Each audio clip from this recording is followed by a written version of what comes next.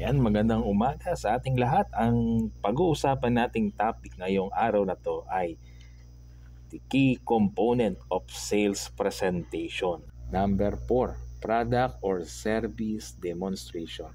This is the core of the presentation where the salesperson showcase the features, benefits, and unique selling point of their offerings.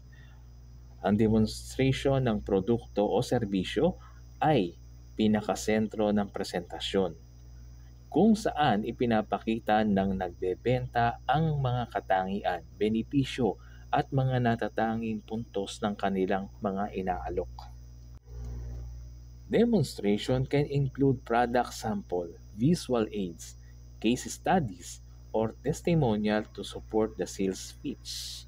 Ang demonstrasyon sa pagbebenta ay maaaring maglaman ng mga sample na produkto, visual na tulong upang higit na maunawaan ang mensahe ng presentation, mga pag-aaral sa sitwasyon o sa kaso ng pagbebenta, kaganapan o ang mga patutuo upang suportahan ang pagbebenta. The demonstration phase is where the salesperson showcases the features, functionality, and benefits of the product or service in a compelling manner. Ang yugto ng pagpapakilala ng produkto o serbisyo ay kung saan ipinapakita ng nagbebenta ang mga katangian, kakayahan, at mga benepisyo ng produkto o serbisyo sa isang nakakaakit at nakakahikayat na paraan. Visual aid, product sample, interactive presentation, and real-world example can bring the offering to life and help the audience visualize its value. Ang mga visual na tulong, mga sample na produkto, interactive na presentasyon at ang mga makatotohanan na kaganapan ay halimbawa na maaaring magbigay buhay sa pag-aalok at makatulong sa audience na ma-visualize niya o maisip niya kung ano ang halaga ng produkto o serbisyong ini-offer o inaalok sa kanya. The demonstrations should focus on highlighting key features that directly address the audience identified needs and deliver tangible benefits or solutions. Ang pagpapakilala ng serbisyo o produkto ay dapat na nakatuon sa pagbanggit ng mga pangunahing katangian na direkta sumasaklaw sa mga natutukoy na pangangailangan ng audience or customer at nagbibigay ng makabuluhang mga benepisyo o solusyon. Number 5, addressing objection. Anticipating and addressing potential objection or concerns the audience may have helped build trust and credibility.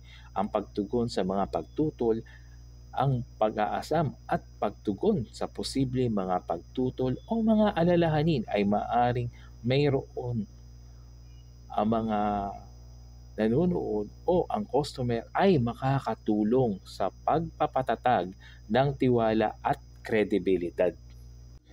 The salesperson should be prepared to respond to the question and overcome objection effectively. Dapat handa ang nagbebenta na tumugon sa mga tanong upang mabigyan lunas ang mga pagtutol ng epektibo. Anticipating and addressing objection effectively is crucial for overcoming resistance and building credibility with the audience. Ang pag-anticipate at pag-asa o mapangunahan at matugunan ang mga pagtutol ng epektibo ay mahalaga para sa paglampas sa paglaban at magpatatag ng pagtataguyod ng kredibilidad sa mga manonood, kliyente, customer o mamimili.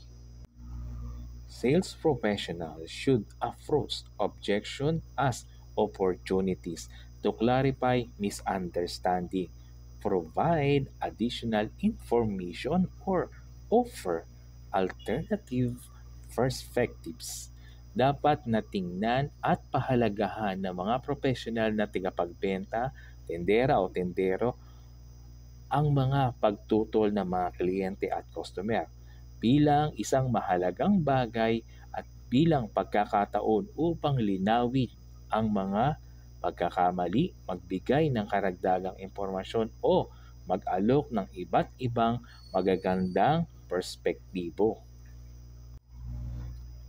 Active listening, empathy, and confidence in the value proposition are essential for handling objection gracefully and persuasively. Ang aktibong pakikinig, pakikisama, pakikiramay at tiwala sa panukalang halaga ay mahalagang paraan sa pagtugon sa mga pagtutol ng magalang at nakakakumpinsing pamamaraan.